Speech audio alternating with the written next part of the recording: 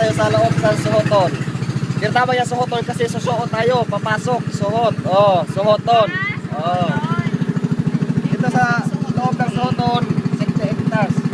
60? 60. Sa 60 hectares, 7 islets. Sa 7 islets, isang islets, dalawang atraksyon ang pupuntahan natin. Yung tinatawag nila na Hagukan Cove o Makukov Cavern and diving site. Doon tayo maliligo. So, dito makikita ang pitcher plant o carnivorous. Pitcher plant. Pitcher plant. Kumakain siya ng mga insect. Oo. Kumakain ng mga insect. Oo. Yan ba mo?